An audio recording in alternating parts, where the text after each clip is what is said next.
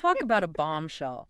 This week, the superhero movie world really threw us for a loop. Yeah, they did, didn't they? This week, we're going to dive deep into the just absolutely massive cast announcement for Marvel Studios' Avengers Doomsday. Huge news. Coming May 1st, 2026. Mark your calendars. Definitely mark your calendars. All right, so for you, the listener, what we're going to do today is break down all the really juicy stuff that came out of this announcement, like all the shopping returns, who is debuting in the MCU, and what it all means for, of course, the future of the MCU. Right, big picture stuff. We've got the New York Post article that breaks down the entire announced cast, and of course, we've corroborated this with some other sources that confirm this news and added a little bit of extra context as well. A little behind-the-scenes stuff, always good.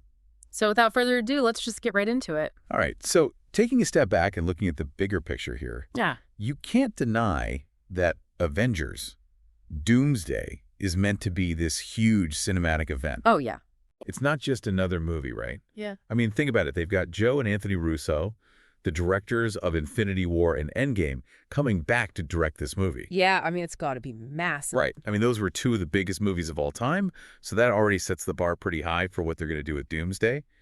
And on top of that, they're also following this up with Avengers, Secret Wars, which is coming out May 7th, 2027. Yeah, that's right around the corner. So we've got these two huge Avengers films back to back. They're not messing around.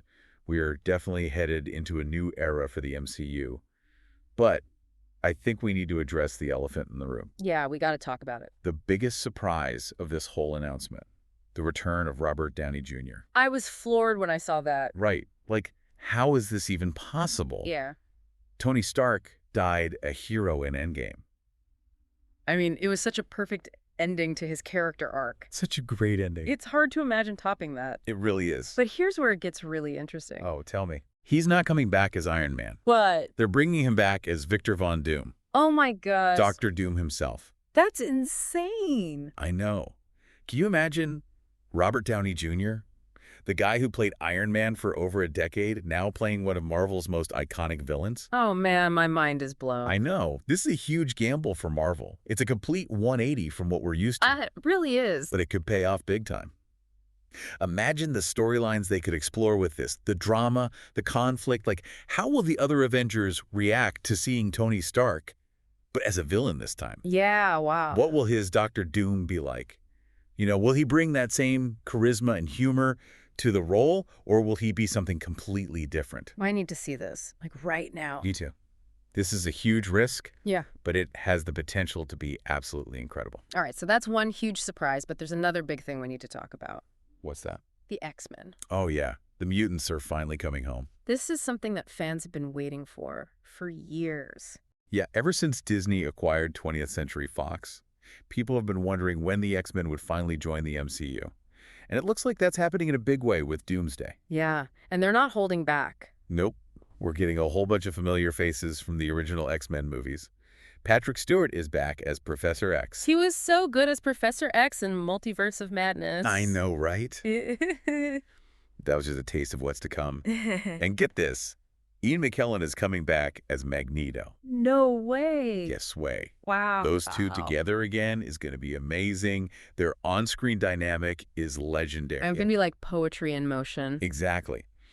And to make things even more nostalgic, James Marsden is back as Cyclops. Kelsey Grammer is back as Beast. I love Kelsey Grammer's Beast. Alan Cumming is back as Nightcrawler. And Rebecca Romijn is back as Mystique. Wow. It's like a full-on X-Men reunion. It is. They really went all out with this one. Oh, and we can't forget about Channing Tatum finally getting his chance to shine as Gambit. Oh, yeah. He was in Deadpool and Wolverine for like 5 minutes. I know, right? And then the movie got shelved. But now he's finally getting a proper shot at the role. Good for him. Yeah, good for him. So what does this all mean? What does this huge influx of mutants mean for the MCU? Well, I think it's safe to say that mutants are going to play a huge role in the future of the MCU. Yeah, it's not just a cameo here and there anymore. It's full-on integration. They're all in on the mutants, and I'm here for it. Same here. This is going to open up so many storytelling possibilities. All right, so you've got Robert Downey Jr. as Dr. Doom. We've got the X-Men. But wait, there's more. But wait, there's more. We've got a whole bunch of returning Avengers and MCU favorites. Oh, yeah. They're bringing back basically everyone. This cast list is insane. I know. We've got Chris Hemsworth back as Thor. He's been in, what, 9 Marvel movies now? Yeah, something like that. Wow. Anthony Mackie's back as Sam Wilson, Captain America, fresh off his Captain America movie. Tom Hiddleston is back as Loki, of course. Gotta have Loki. Paul Rudd is back as Ant-Man, Sebastian Stan as Bucky Barnes, Letitia Wright as Shuri, Florence Pugh as Yelena Belova. She's everywhere these days, which is great. And Tenoch Mejia is back as Namor. That guy's intense. I'm excited to see more of him. I know. I can't wait to see what they do with Namor going forward. It's going to be interesting to see how all these character storylines continue to unfold. And we're not even done yet. Wyatt Russell is back as John Walker, U.S. Agent, David Harbour as Red Guardian, Hannah John Kamen as Ghost. Oh, those guys are going to be in Thunderbolts as well. Yeah.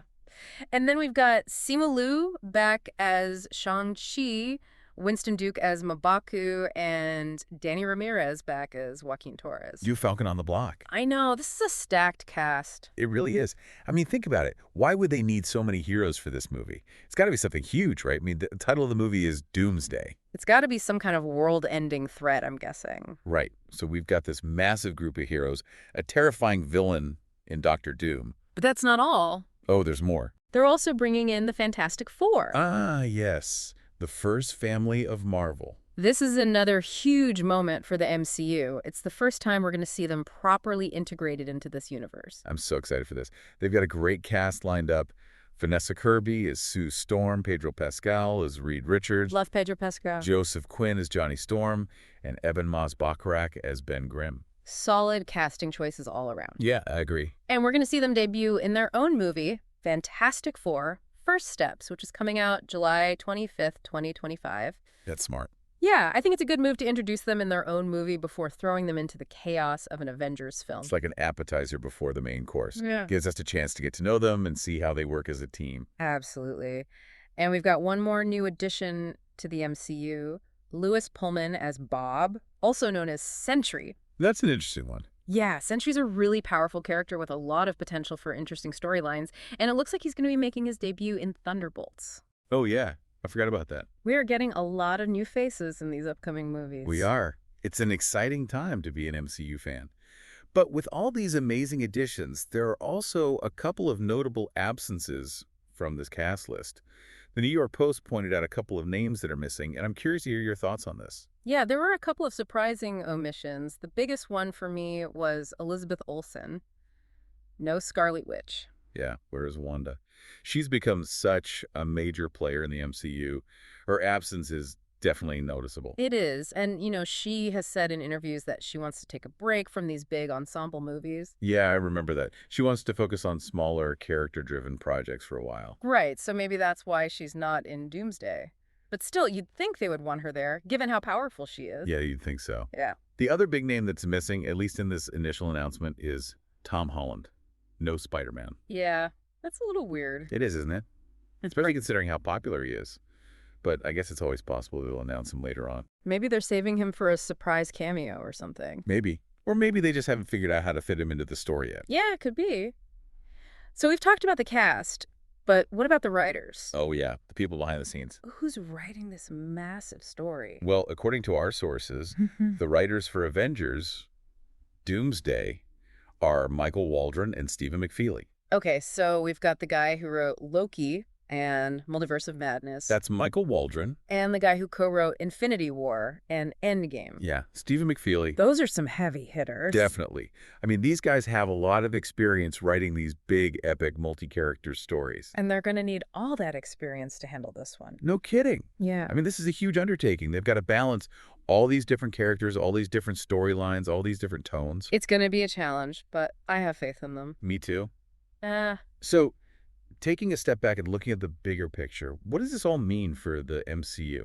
I think it's clear that they're making some big changes. Yeah, they're shaking things up. They're bringing in the X-Men, they're introducing the Fantastic Four, they're bringing back Robert Downey Jr., but as a villain. It's like they're hitting the reset button in a way. Yeah, it feels like a new era is beginning. It does. And I think it's a smart move. The MCU has been going strong for over a decade now.